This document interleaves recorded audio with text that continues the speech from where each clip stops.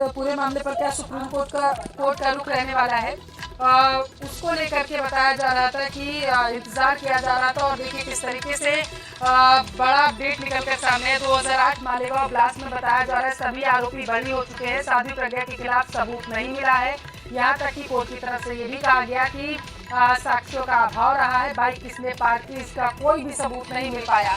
ज्यादा जानकारी लेते हैं, संवाददाता शंकर आनंद हमारे साथ जुड़ चुके हैं। शंकर, 2008 मालेगांव ब्लास्ट मामले में सभी आरोपी बरी हो चुके हैं। आज क्या कुछ रहा कोर्ट में, जरा बताइए।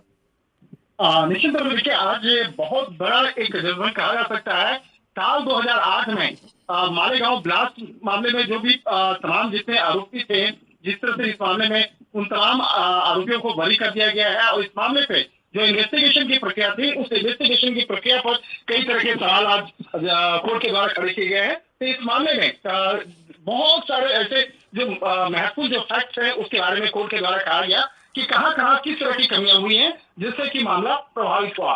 और इस मामले में चाहे साध्वी प्रज्ञा की बात करें या कर्नल पुरोहित की बात करें, कई ऐसे आरोपी जो एनआईए के द्वारा जिनको फ्रेम किया गया था, लेकिन आज कोर्ट के द्वारा एक बड़ी राहत मिली है। और कहा जा सकता है कि इस मामले पे कई तरह के सवाल भी उठे हैं। खासतौर पर जो स्थानीय पुलिस के द्वारा जो इस मामले की तफ्तीश की गई थी, और उसके बाद हालांकि ये मामला इन्वेस्टिगेशन के लिए जांच एजेंसी से एनआईए को ट्रांसफर किया गया था और एनआईए के द्वारा इस मामले में इन्वेस्टिगेशन किया गया था।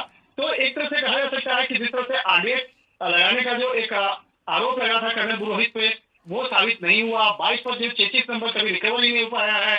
स्पॉट का जो पंचनामा है, कुछ भी सामने नहीं आया। और इस केस में सबसे बड़ी बात एक बड़ा जो एक टिप्पणी है कोर्ट की, जो एक फैसला गया कोर्ट का कि यूपीए लगाना इस पे वो उसको सही नहीं ठहराया गया और ये मामला बनता ही नहीं है। तो इस तरह का जो एक जजमेंट जो है आज कोर्ट का आया है, अपने आप में एक बड़ा मामला है। और कहा जा सकता है साल 2008 का जो ये मालेगांव ब्लास्ट मामला था, इस मामले में एक बहुत बड़ा ये फैसला आया है। जी, 29 सितंबर रमजान के समय पे ब्लास्ट हुआ था और उसमें 100 से ज्यादा लोग घायल हुए थे। कई लोगों ने अपनी जान भी गंवाई थी शंकर। और सियासी गलियारों में मुद्दा खूब उछला था कि किसमें साध्वी प्रज्ञा भी आरोपी थी। अब बरी हो चुके हैं सभी आरोपी। क्या लगता है एक बार फिर से सियासत में उबाल आएगा? देखिए, इस मामले पर जिस तरह से साध्वी प्रज्ञा की बात करें या कर्नल